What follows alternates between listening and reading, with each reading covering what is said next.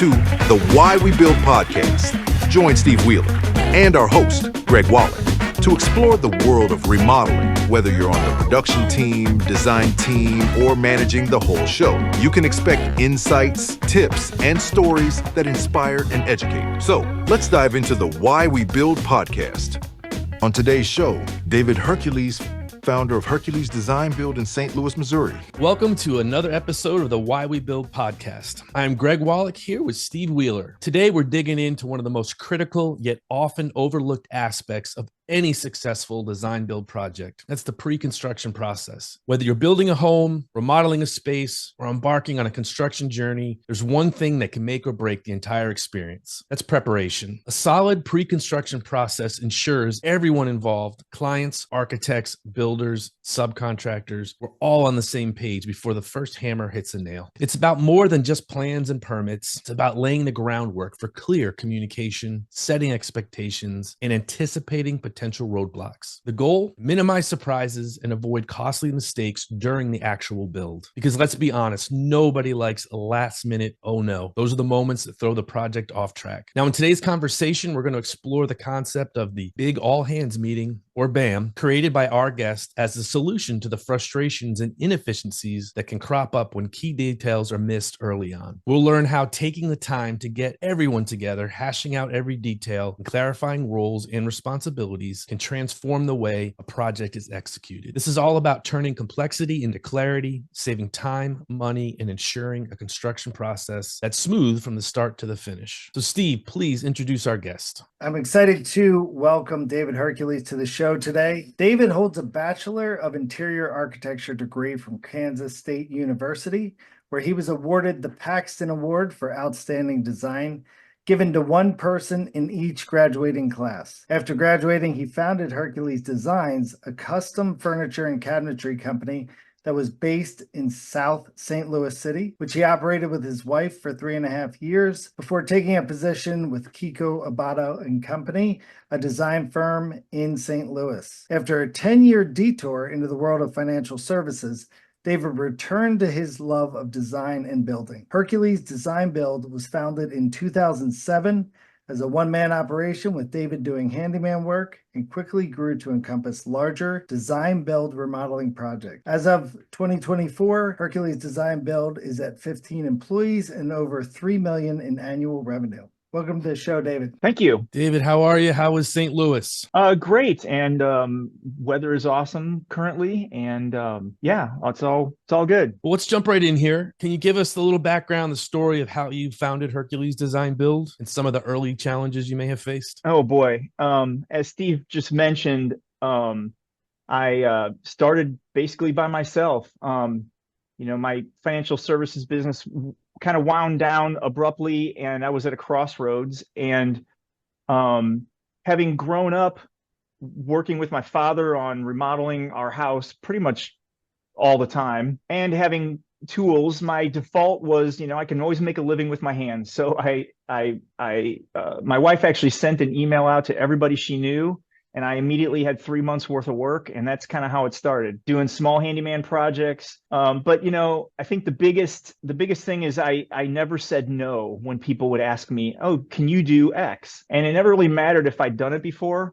I just said yes. And then if I had to go read a book or find a website, I'd figure out how to make it happen. And that was really a key component of how it grew from that to where we are now, doing much larger projects. So how has the business evolved? I mean, you obviously just said the handyman projects, the kind of starter stuff. Like, where are you doing now? What kind of projects are your mainstay? Now we're a full design build company.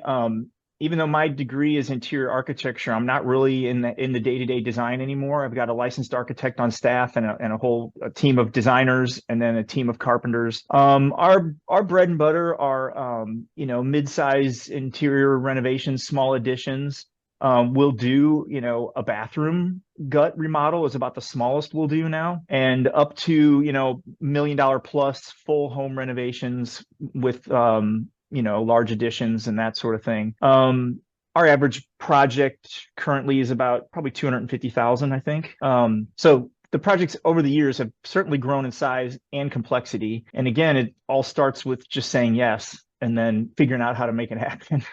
along the way. And as far as the evolution of the company, I was a solo operator for a couple years, would hire a guy to help, and then things would get slow and let him go. But really a turning point came, I guess, maybe 7 or 8 years ago when I got my hands on a book called How to Master the Art of Remodeling, written by Linda Case and Victoria Downing. And reading that book, we were at probably 400,000 or 500,000 in revenue, and it really opened my eyes into how to make this operate like a real business. And that led me into the world of Remodeler's Advantage, which ultimately led me to a phone call with Steve Wheeler and really put me on a whole different trajectory, to be honest with you. And I know we're not here to necessarily talk about that, but I do want to throw that in there because it is a super important part of the story about how we got to where we are now. That's great, David. We love to hear those stories from our members, especially when they're successful. It's good for all of us. But let's talk about this big all hands meeting. We cleaned it up for the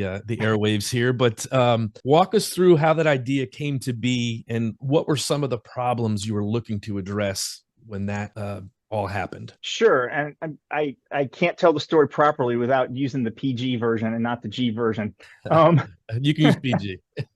As we were growing and projects were getting larger and more complex and we're adding more people into the mix, you start to realize that, every detail of a project needs to be owned by somebody. And when you're small, it's you, it was me. And when I knew all the aspects of the project, I could pretty much keep track of it in my head, writing things down in a minimal fashion. But you grow to the point where now there's other people involved and communication starts to become more and more important. And it's sort of a gradual process as you grow. And what started to happen was things would slip through the cracks. And I know people listening, everybody in this business has been through this, where all of a sudden you realize, wait a minute, the windows have to go in, and did we order the windows? Or the windows are there, and it's like, well, it's 2 inches too big. Did we verify the size of the windows? And a subcontractor shows up, and it's like, well, our scope to the client says we're doing this, but it didn't make it to the subs request for a bid. So now we promised we're doing this, and now we have an extra $1,500 of cost that we have to eat because we didn't communicate that properly to the subcontractor on the front end and get, those kind of things. So as a chain of those kind of things kind of happened 4 or 5 years ago. And finally in the office one day, I heard about another thing that kind of got missed. And I was like, you know what, that's it. We need to just have a big ass meeting with everybody in it. So we go through all these details, get it all out on the table so we don't have these stupid mistakes anymore. That was the birth of the BAM, the big ass meeting. Now, of course, big all hands meeting is a little more, a little cleaner for clients and whatnot, but honestly, it's the BAM. And so we committed ourselves to a process of making sure that everybody was at the table and everything was out on the table so we could go through all the details of a project together as a team. And it was really just came out of that moment of frustration, and it's evolved a bit, but it is a critical piece of the process for us. So as that process has evolved over time, what are the key things on there? What's something that you're never going to let slip by ever again? Well, a big one, as we've grown, we've grown by adding more subcontracting into the mix. Early on, we self-performed. Well, when it was just me, I was self-performing everything. And then you start with like MEP trades, and then we've branched out. So as the number of trade partners or subcontractors, however you call it, has gotten more, that piece has become a more critical component. In a large project like an addition, we'll have 20, 24 different subcontractors, and making sure that each one of their scope is complete in what we're expecting them to do, and that they have priced it so their quote to us, their estimate to us, has all the stuff on it that's on our scope. Because believe it or not, sometimes a sub will miss something on plans, right? And so our written scopes have had to get more thorough, And then we have to take the time to match them up. And the estimator does a great job of that, but getting everybody's eyes on those scopes is important. The designer reads through them, compares it to what we have in the scope of the project. The estimator reviews it. So that's an example of a place where stuff can get missed really easily. The plumber didn't realize they were going to have to do X, and so it's not in their bid. Well, you get on the ground and it's like, well, it has to happen. Going back to the client and saying, well, we didn't notice that the sub forgot to put this in his bid, or that the sub missed it on the plans, or we didn't label it correctly on the plans, or, those kinds of things. Someone's eating it, and it's usually us. So thing I always would leave out is the doorbell. That was something I missed almost every single time on projects. Well, fortunately, it's a little one, but yes, it's right. So that's one example of details that can get caught in this kind of a process. So what are you doing when you're finding something that has been dropped and you said someone has to eat it, but for the next time, how is that feedback loop being closed? Well, so that's what the BAM was designed to handle.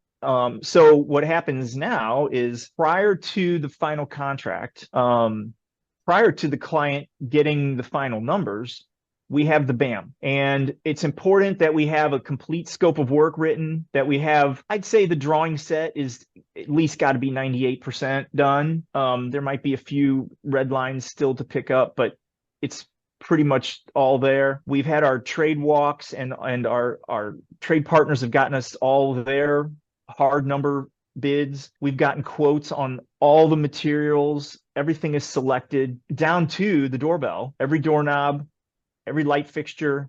We don't go to contract unless it's all picked. And that can be hard sometimes, but it's just a matter of insisting on it.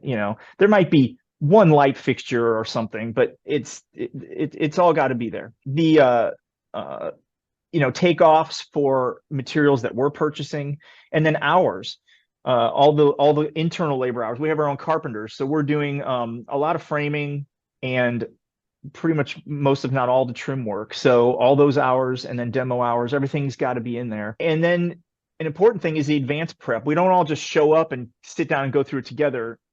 Different people have responsibility for reviewing certain pieces of it prior to the meeting. And that's important also, because otherwise you're all sitting there all day, like reading the plans and whatnot. Each participant has prep work, and we have this all kind of lined out in an agenda. That advanced prep saves a lot of time in the meeting. And then in the meeting, when everyone's talking back and forth, different people will catch different things. And that's where that synergy starts to happen. So, David, so you had your one light bulb moment where you said, out of frustration, we need a big ass meeting. Let's go to, and then what?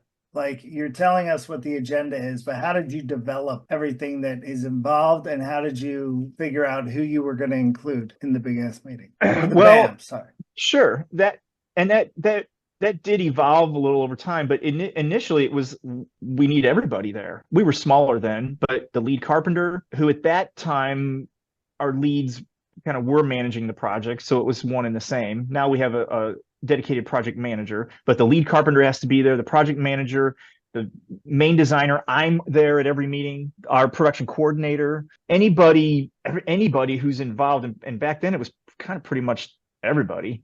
Now, the office manager doesn't participate, and we have multiple designers. So if they didn't work on the project, they're not going to be there, but it's got to be all those people. And so that's where it started, is we all just got together and set the plans down, and we kind of went through it together. And then as it evolved, it was like, well, we could save time here. We should be preparing ahead of time. So, we started printing out all of the subcontractor bids and passing them around so everybody could review them. And, it was a little bit of an iterative process to develop it to where it is now. But the key, I think, is just getting everybody to the table together with the project there to talk through what potential challenges might come up, to talk through, hey, did we remember to requote the windows after the size changed? Did we remember to tell the plumber that we added a sump pump? Did we remember, when you kind of get multiple brains around the table, things start to flow and recollections start to get stimulated. And just that conversation is where we started. And that was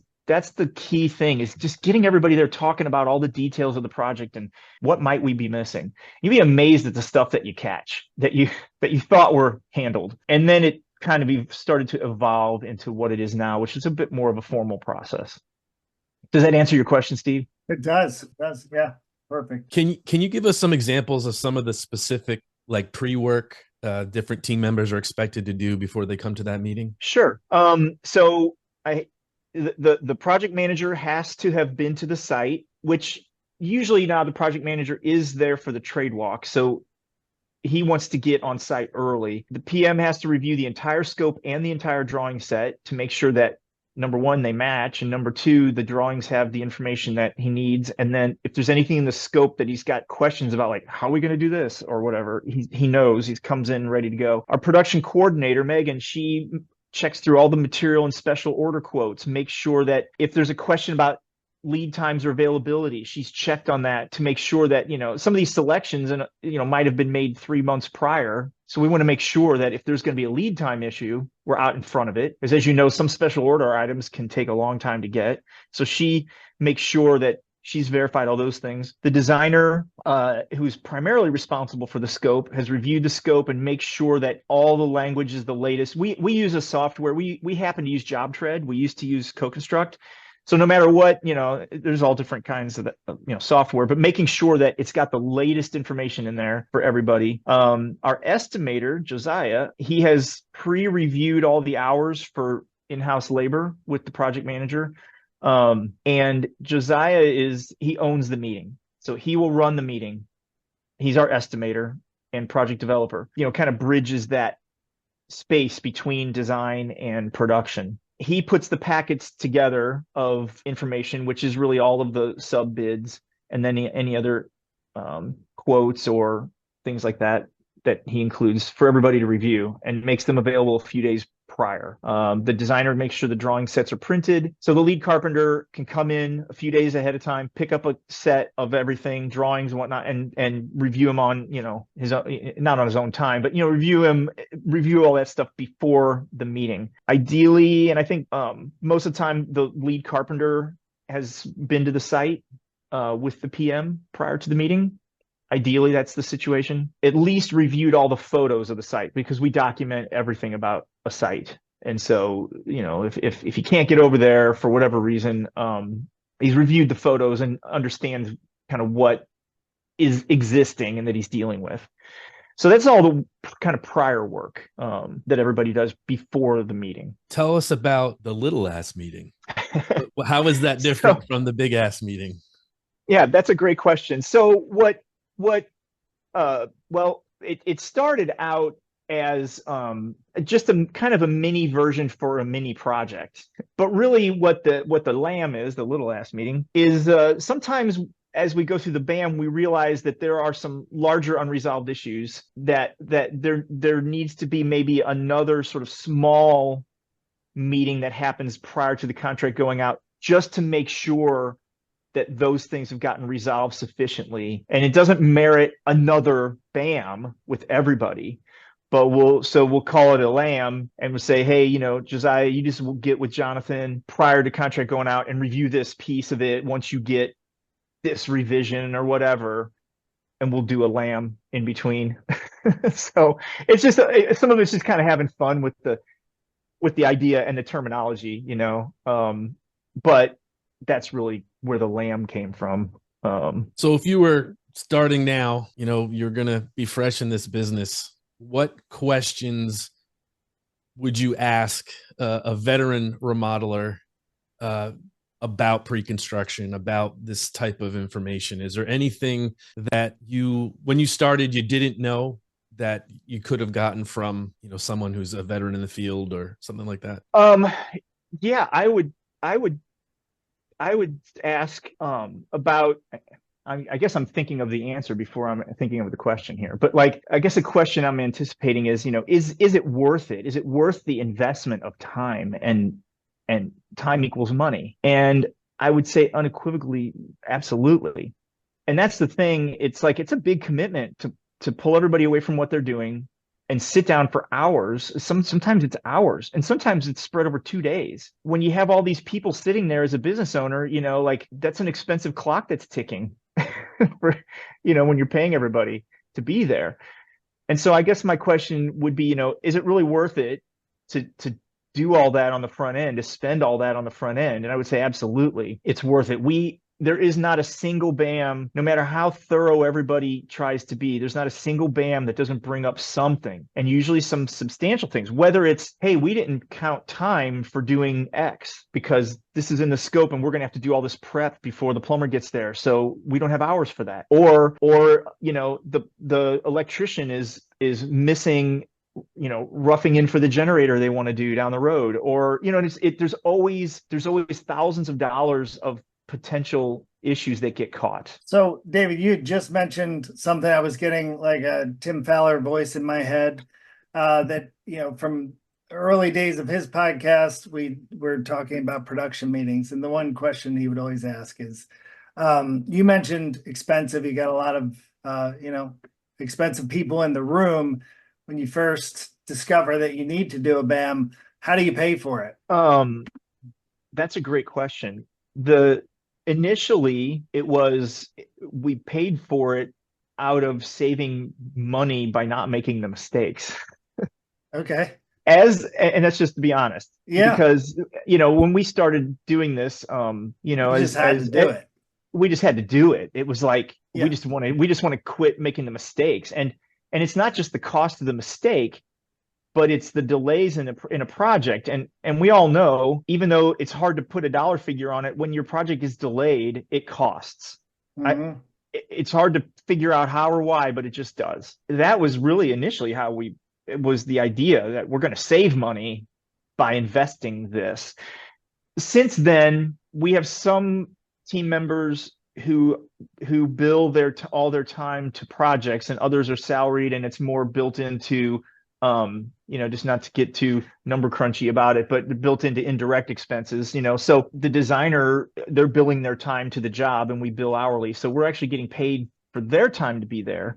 The PM is billing his time against the production side, so we're building PM time into the jobs. So a lot of it's now getting covered. Our estimator is salaried, and his time is already just spread out, in the indirect expenses. So, but since we're on hourly billing now with design, our designers will bill those hours to the client. So we're getting paid for probably half of the hours directly, I guess you'd say, for the people being there.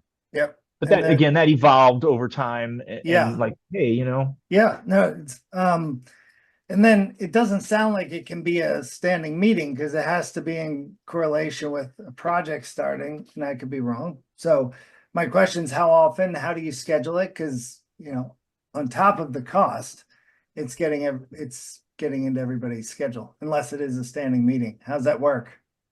It's definitely scheduled per project. And it is a big milestone step in our normal project flow. So every project, as it moves through design, we have certain milestones, and the BAM is a big milestone that's part of that project timeline. So we will, lay out in advance, because you have several projects going through, and we don't want to have is two BAMs in the same week. So we want to make sure that they don't overlap because of all the prep work. Trying to prep for two in a week is just too much. So that's one rule we have currently, is no more than one in any particular week. We know that because of the follow-up that is needed afterwards, we want to be 2 to 4 weeks before we expect to have a construction agreement ready for the client, because there's always follow-up that has to happen after the BAM based on what we discover in the BAM. So it's part of our project timeline. It's not necessarily a standing meeting like every third Tuesday or whatever. But it is baked into our planning ahead for the project flows as they move through the process, if that makes sense. But it is kind of a big event. I mean, it's no, it sounds it. Yeah. Yeah. And it's just getting it into a rolling schedule of busy people seems to, because we do that a lot where we have to get a bunch of people in a room together. So getting those schedules can be a challenge, but if it, everybody's it's, excited about it though. yeah, That's the that's thing. cool.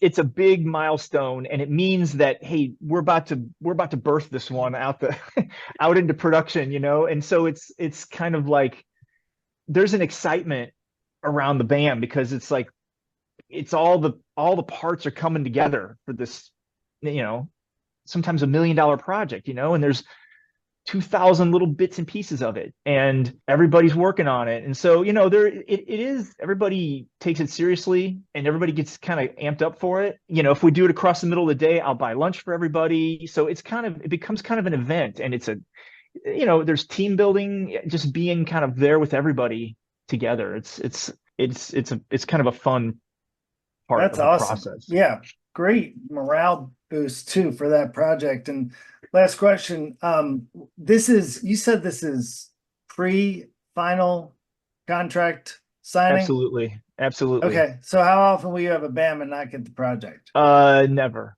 Okay. If we're going to a BAM, it's like, I mean, it's a done deal. We have not yet had one where we've gone through the BAM and then the client bailed out. I mean, at that point, we've already essentially penciled in a construction start, and they know within a couple of percent like where the number is. We may catch some things that move that number a little bit, so we don't tell them, this is 100%, but we've got things are in alignment, numbers are in alignment. This is just one of those last big pieces to make sure we've got all the bases covered. And then, everybody walks out of that meeting with their task list, and Josiah follows up to make sure he gets all, everybody does their piece of it. That's the other important part, is the action items for each participant and making sure that somebody owns following up on those. And it's in the hands of the estimator. So I want to make sure I get that part in. But no, we don't. By the time we get to the BAM, it's, the client's already packing up the stuff, to get started. So David, before I turn it back to Steve for the hammer time segment, I'm going to ask you, can you give us one nugget, one bit of advice that you would give to a business owner or a production team, design team that's getting ready to really dig deep into the pre-construction or the BAM process? I would say that it goes much, much quicker and smoother if people are prepared for the meeting ahead of time. And I would say probably the biggest thing is any field personnel that you're bringing in, make sure that they've had the time. And that means, paying them to come in and sit down and go through the drawings thoroughly, go through the scope ahead of time. They're used to swinging a hammer.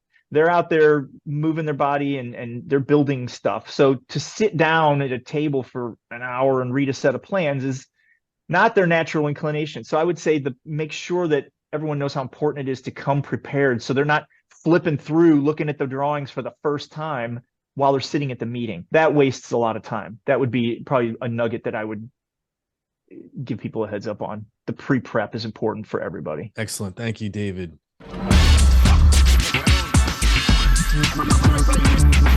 It's Hammer Time with Steve Wheeler. All right. So, David, first question, who would play you in a movie about your life and business? Oh, I would say Harrison Ford. Oh, that's fantastic. What is your favorite book, fiction or nonfiction? How did I know you were going to ask this question? I have a lot of favorite books, but I would have to go back and say Developing the Leader Within You was monumental, by John Maxwell. It's not one that's on a lot of people's radar anymore because it was probably written 30 years ago, but fantastic book. Okay. What is the coolest thing you or your crew have found during a project demo? The coolest thing that we have found. Wow. There's the walls full of razor blades that we've all found. Yeah. There's a Coke can from 1965. There's the coolest thing, I think, stuffed in insulation. I found a bag of silver $50 once. Really? That was pretty cool. We found again, this is a PG thing, but we found a 1930s condom container in a wall. Okay, we'll leave that there. I have questions, but we'll leave it there. If you could have lunch with any famous, or I'll say non-famous, builder or designer, who would that be? Frank Gehry, architect. Awesome. All right. Last question here. What's the most rewarding part of your job?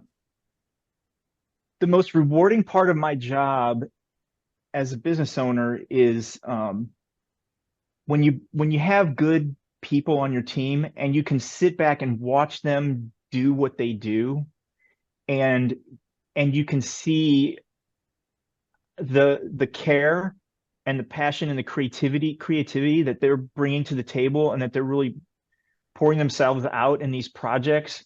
And as the person whose name is on the sign, and I sit back and watch these people that are in many ways way more talented and knowledgeable than I am, and you see that come together, it's super rewarding as a business owner. It's one of the coolest things in this kind of business, is just surrounding yourself with people that are better than you and watching them do their thing. It's just really cool to me. Man. That is awesome. And a great conclusion to Hammer Time. Awesome. David, great sentiment. Loved hearing that. Thank you so much for joining us today. We really appreciate it. Thank you for sharing your proprietary BAM. We love it. I love that you're creative with the title. Probably something to do with the architecture background for sure. But thank you so much for joining us, and thank you for speaking so highly of RA as well. Sure. Thank you guys. It was a lot of fun. I really appreciate it. So Steve, what's the coolest thing you've ever found on a demo? I'm having one of those moments right now where I had a lead carpenter that found like these Civil War artifacts, but I don't think I was there. It's like one of those things, you've told the story so many times, you think maybe you're a part of it. But I found just one time I found a bunch of old newspapers, like from the 50s, which were pretty awesome. You? Newspapers intact. It was a job in Eastern Connecticut or Eastern New York. And they had like Jackie Robinson was on the sports page. It was so cool to see all that stuff. One more thing, and then we'll get to the end of the show, get to the show. But the excavating for my deck in my backyard, there's, I don't know what type of backfill they were using, but there was just a ton of old glass, like old blown blue glass, a bunch of old medicine bottles from a bottle plant here in Wilmington, Delaware, that is far, gone. But so I have like probably 12 of those old medicine bottles from excavation. So that was great. Very cool. So David gave us some really great stuff. One of the things I was thinking about when we talked about how much does it cost, there's a really great book called Upstream by Chip Heath, Dan Heath, that Yes. Group of folks there. And it even in the book, it says it's hard to put a value on this upstream thinking. And that's really what David's doing with this meeting, is this looking ahead as far as you can and getting that out of the way. And he also mentioned something about this, like schedule slippage. And, we talk about gross profit per day, and it really is, it's a real thing. It's costing you something in almost any scenario. Yeah. And I think what's important, and first of all, any time that we see innovation here based on, David could have probably kept going, and we see a lot of people that just keep going and thinking that, bumping your head against the wall and making mistakes is a part of this job. Well, it's not. And he made sure that it wouldn't be for his company by putting in the BAM and the LAM. And so I love when innovation takes shape and they're like, we need something. And for him, it wasn't so much the cost up front. He knew it needed to be a part of his business and a part of his process. So he put it in and backfill the agenda and how you pay for it, who's involved. But I think it's just so important when people are like, you know what, I know there needs to be something here, and then we'll figure it out. But so yeah, the figuring out the cost thing, and I think he's gone from viewing it as, a defensive, not to make mistakes, and it has morphed into a much more offensive, let's just prepare to be great instead of let's prepare not to make mistakes. And so, I'm big on the shifting of mindset, and, it's a celebration at this point of, gearing up to go into a big game or go into a big project. So it's taken shape into really a big shifting culture booster for the company. On top of them, byproduct, not making mistakes. So it's just phenomenal, the process and how it came about and how it's, I think the important thing is that it's changed over time and it's evolved and it's adapted to what it needs to be, but it's serves all the purposes it was developed for and then some, which you can't ask much more. I think the high spot for me was when he said they're excited for it. They know it's a kickoff, like you said, celebration. It means a lot, and I love when my teammates get excited about something new as well. So I think it's that's a perfect ending to that particular meeting. Is just getting ramped up to get into the next or into that project deeply. So, but that's it for now, man.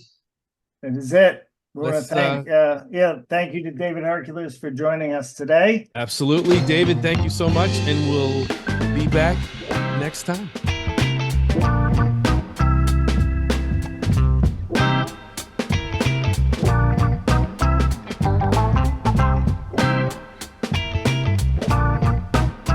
That's it for this episode of the Why We Build podcast. We hope you found something valuable to take back to your team.